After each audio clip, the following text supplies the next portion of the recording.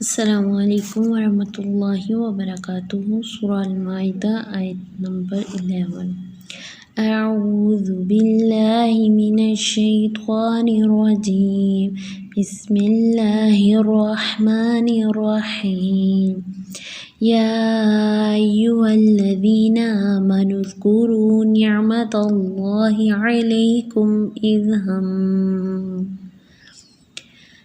ہم قوم ان یبسطوا الیکم ایدیہم فکف ایدیہم عنکم واتقوا اللہ وعلی اللہ فلیتوکل المؤمنون۔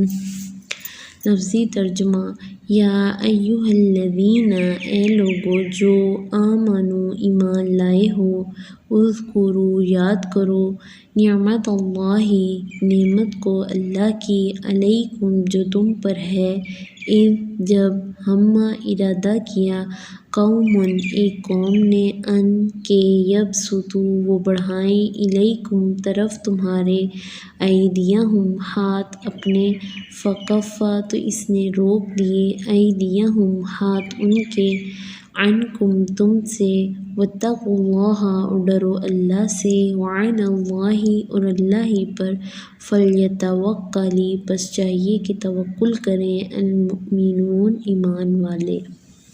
جی، اس آیت میں اللہ تعالیٰ کیا فرما رہے ہیں؟ لوگوں جو ایمان لائے ہو، یاد کرو نعمت کو اللہ کی جو تم پر ہے، جب ارادہ کیا ایک قوم نے کہ وہ بڑھائیں طرف تمہارے ہاتھ اپنے، تو اس نے روک دیے ہاتھ ان کے تم سے۔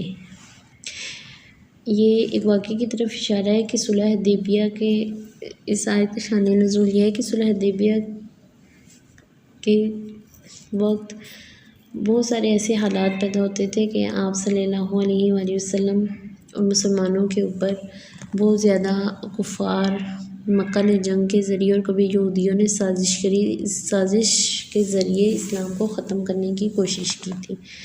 تو یہ ہے کہ حدیبیہ کے دن جنگ کا روکنا، جس کا ذکر اللہ تعالیٰ نے اس آیت میں کیا ہے، تو اللہ تعالیٰ اس احسان کو یاد کروا رہے ہیں مسلمانوں کو کہ اس وقت کو بھی یاد کرو۔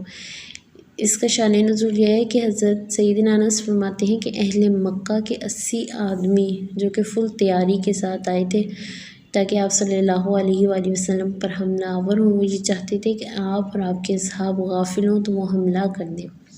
تو آپ صلی اللہ علیہ وآلہ وسلم نے انہیں پکڑ لیا، قید کیا، لیکن پھر انہیں چھوڑ دیا تھا۔ تو اللہ تعالیٰ نے یہ آیت نازل کی، کیونکہ آپ دیکھیں گے آپ صلی اللہ علیہ وآلہ وسلم اور مسلمان عہد کی پاسداری کرنے والے تھے۔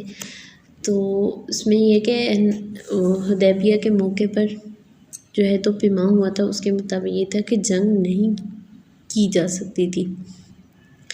تو جب بھی کفار مکہ اور یہودیوں نے سازشیں کی تو اللہ تعالیٰ نے وحی کے ذریعے مسلمانوں کو دشمنوں کی سازشوں سے آگاہ کرتے رہے، اور کبھی حالات ایسے پیدا کر دیے کہ کافروں کو حملہ آور ہونے کی جرت ہی نہ ہو سکی۔ تو اس میں دیکھیں گے اللہ تعالیٰ ہم پر ایک احسان اللہ تعالیٰ نے کیا ہے، اس کی یاد دہانی ہمیں کروا رہے ہیں کہ اے ایمان والو، وہ احسان بھی میرا یاد کرو کہ جب دشمن قوم تم پہ حملہ آور ہو چکی تھی، ہونے لگی تھی، تو میں نے اس کے ہاتھ جو تھے وہ تم سے روک لیے تھے۔ اور آپ دیکھیں کہ اللہ تعالیٰ نے ہمیں اتنی نعمتیں عطا کی ہیں، اتنے احسانات ہم پہ کیے ہیں کہ اگر ہم انہیں گننا بھی، شمار کرنا چاہیں تو ہم انہیں نہیں کر سکتے۔ آگے اللہ تعالیٰ کیا فرما رہے ہیں؟ واتقوا اللہ وعلی اللہ فلیتوکل المؤمنون۔ اللہ تعالیٰ کہہ رہے ہیں ڈرو اللہ سے اور اللہ ہی پر بس چاہیے کہ توکل کریں ایمان والے۔ اللہ تعالیٰ کہہ رہے ہیں کہ خدا پھر مجھ سے ڈرو، کیوں نہیں ڈرتے کہ میں نے تم پہ اپنی اتنی ساری نعمتیں، اتنے احسانات کی ہیں، اس کے باوجود تمہارے اندر میرے لیے کوئی خوف اور ڈر نہیں ہے۔ اور واقعی جس انسان کے اندر اللہ کا خوف پیدا ہو جائے گا، اس دن سے وہ انسان صحیح معنوں میں ایمان والا بن جائے گا۔